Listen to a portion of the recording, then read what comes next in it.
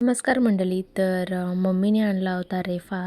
तर ह्याचं रेफा फ्राय मी आज करणार आहे. रेफा म्हणजे काय, तर जी सुकट असते ना त्याचे पिल्लू, तर ते छोटे छोटे असतात. तर हे ना मी जालीमध्ये घेतलेले आहे. तर जाली छोटी आणि रेफा जास्त असं झाला आहे, त्याच्यामुळे ह्याला मी सेपरेट करणार आहे. तर मला फक्त जस्ट अंदाज घ्यायचा होता की किती झालं आहे, किती आहे. तर हा बघा, हा एवढा आहे. तर आहे ना, मी आता हे सेपरेट, हे असं थोडं थोडं करून आपल्याला याच्यात पाणी टाकायचं आहे आणि धुवून घ्यायचं आहे. तर हे बघा, असं पाणी निघतं आहे. ते मी असंच धुवून घेते.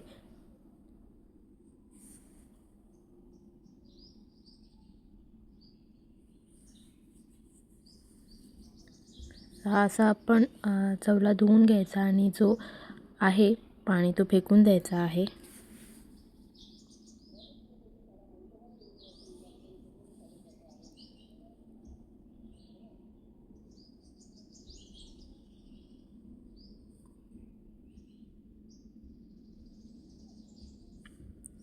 तर इथे मी जवल्यासाठी खायला भाकरी बनवली होती. तर त्याच तव्यावर मी रेफा बनवणार आहे. त्याच्यामध्ये मी कांदा टाकलेला आहे आणि कांदा टाकल्यानंतर हा आपल्याला ना पूर्ण परतवून घ्यायचा आहे. कांदा एकदम बारीक झाला पाहिजे, ट्रान्सपरंट झाला पाहिजे, ब्राऊन झाला पाहिजे. तर ते तसं करून घ्यायचं आहे. तर हे मी असंच परतवते आहे. सोबत लसूण टाकायचा आहे आणि तो पण परतवून घ्यायचा आहे.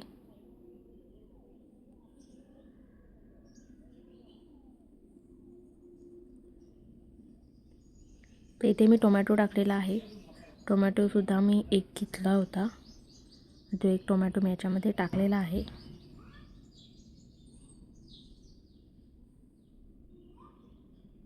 तर तुम्ही बघू शकता, कांदा आणि टोमॅटो ह्याची साईज पण चेंज झाली. तर आता ह्याच्यामध्ये मिरच्या टाकून घ्यायच्या आहेत, म्हणून मी बाजूला कांदा आणि टोमॅटो केलेला आहे. आणि लसूण ह्याच्यामध्ये मी टाकलेला आहे.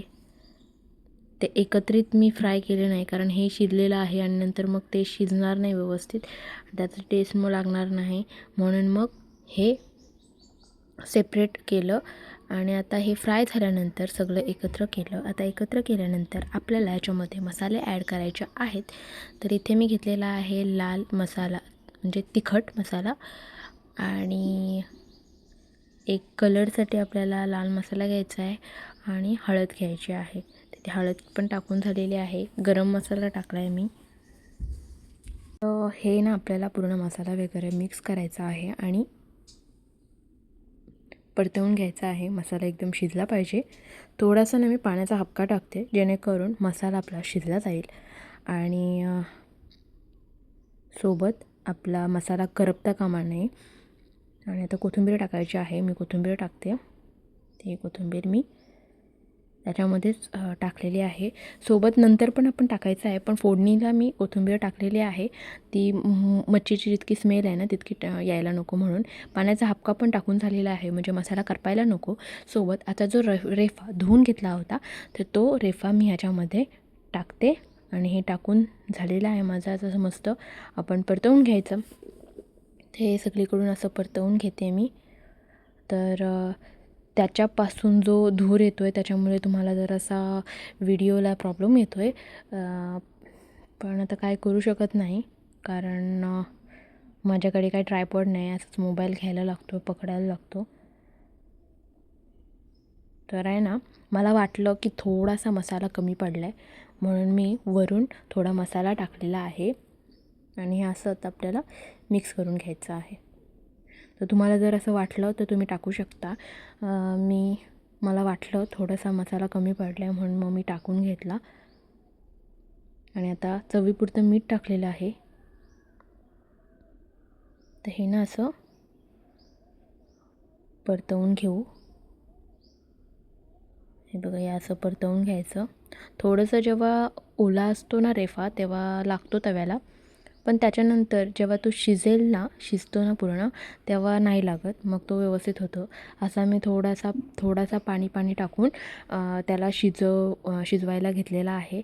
झाकण ठेवलेलं आहे मी आणि आता हे व्यवस्थित आपल्याला शिजवून घ्यायचं आहे.